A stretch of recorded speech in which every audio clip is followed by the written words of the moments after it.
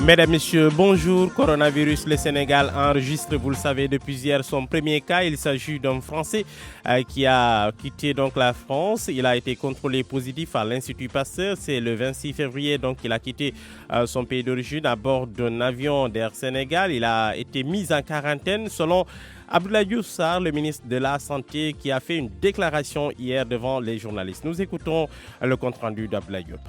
C'est officiel, le Sénégal enregistre son premier cas du coronavirus. Il s'agit d'un patient de nationalité française selon Abdoulaye Diouf Sarr, ministre de la Santé et de l'Action sociale. Au sujet d'un patient de nationalité française reçu en consultation et présentant une fièvre de 39 degrés, un mal de gorge et des maux de tête. Le patient est actuellement mis en quarantaine au centre de traitement du service des maladies infectieuses et tropicales de l'hôpital Fann. Les résultats des tests effectués par l'Institut Pasteur de Dakar se sont avérés positifs. Un cas positif, d'où l'appel du ministre au calme et à la retenue. Le ministère de la Santé et de l'Action sociale appelle l'ensemble de la population à la sérénité et au respect strict des mesures de prévention recommandées. Je sais que nous pouvons parfaitement faire confiance à notre système de santé pour la maîtrise de toute la situation. Pour lutter contre la désinformation et donc la panique, une cellule de presse va être installée au ministère de la Santé. Avant de donner les éléments d'information à Wolof, j'aimerais dire, pour les besoins de l'efficacité, de la transparence dans l'information, les journalistes qui souhaiteraient avoir une accréditation permanente au niveau de notre service de com pour recevoir l'information au jour le jour et la traiter sont la bienvenue. L'épidémie de coronavirus continue à se propager. En Afrique, le Sénégal et la Tunisie enregistrent le premier cas et rejoignent la liste des pays touchés. Merci Abdoulaye Diop, la représentante de l'Organisation mondiale de la santé au Sénégal, rassure l'OMS va poursuivre son soutien au Sénégal, mais en mode riposte. L'OMS compte travailler avec la compagnie aérienne Air Sénégal pour le traçage des autres passagers en Afrique de l'Ouest. L'OMS fait savoir que toutes les procédures ont été réactualisées pour mieux préparer la riposte. Le Maroc enregistre son premier cas de coronavirus, lui aussi un cas confirmé par l'Institut Pasteur Maroc. Le malade marocain résident en Italie, tous les rassemblements sont désormais interdits là-bas. Et puis le coronavirus qui risque de bouleverser les calendriers sportifs. L'épidémie a causé l'annulation de matchs en Italie. Elle pourrait également impacter sur l'Euro de football et les Jeux olympiques de Tokyo. De l'avis de Dr Mamadou Koumé, journaliste sportif formateur au CESTI, les conséquences économiques sont également envisageables. Babacar. Le flash info de Mohamed Talimouba, merci.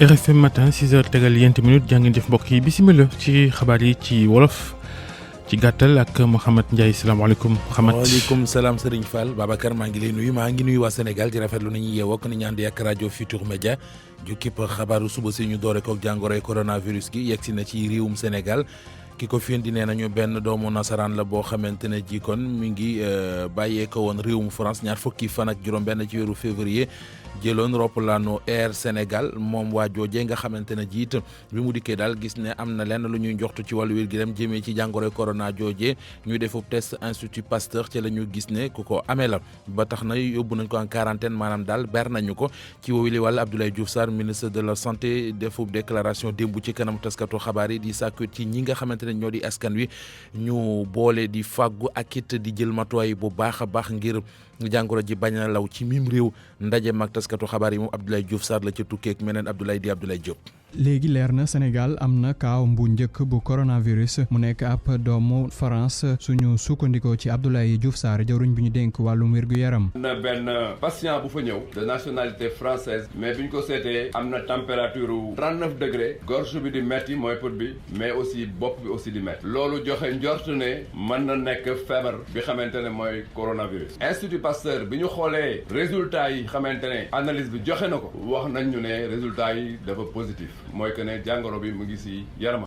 résultat yi daal di positif tax ministre bi di woote fa dal. ñuy wax ne ñi ngi leen di wax ne bu kenn paniqué parce que système de santé Sénégal man ngeen ko wóolu ci stratégie bi xamante ne teg na ko en place pour circonscrire maladie. déjà li ñuy wax cas contact mooy par exemple ñaari doomam soxnam ba aar ñi xamante ne ñëpp yaakaar nañ ne war nañ leen mën a vérifier déclenché nañ ko. ngir xeex bépp xibaar bu bon waaye tamit moytandiku rek jaxasoo cellule presse dinañu ko taxawal ca jëwriñ bi ñu dénk dénk wàllum wér-gu-yaram. moo tax ma leen di demander organes yi xamante ne bëgg nañ accréditer ay journalistes ñu ànd ak suñu service de communication ma leen di yëgal ne man ngeen rapproché wu de nous benn salle de presse danañ ko mettre en place comme ça bés bu jot rek ngeen mën a am information bu baax à la source. jàngoroy coronavirus di wéy di law ci àdduna bi fii ci Afrique réewum Sénégal ak Tunisie daal di jot seenu premier cas fekk réew yi nga xamante ni feebar bi laal na leen.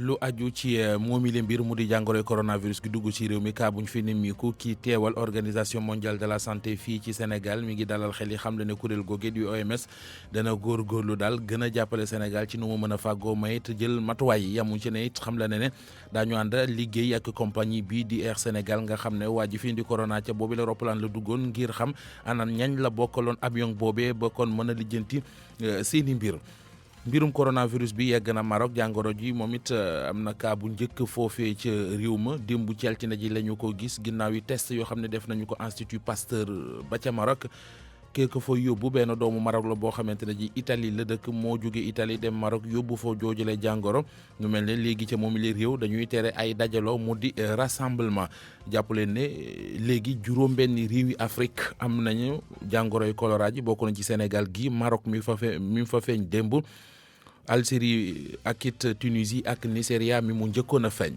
joojale jàngoro muy coronavirus bi ak i jafe-jafe yu indi na ko ci calendrier ci wàllu sport li koy firndeel mooy fële ci Italie am nay match yoo xamante ne ji kon des ko fa annulé duñ ko fa football te it bu ñu moytuwul yëf yi mën naa law ba ci qualification euro football ak Jeux olympiques Tokyo bu ñu sukkandikoo ci kàddu yu bàyyi ko ci docteur Mamadou Koumé di journaliste sportif doon it formateur ca CESTI xam leen ne jafe-jafe yi mën naa bañ a yam ci loolee rek mën naa sax jur jafe-jafe yi comme sëñ Fall Babacar.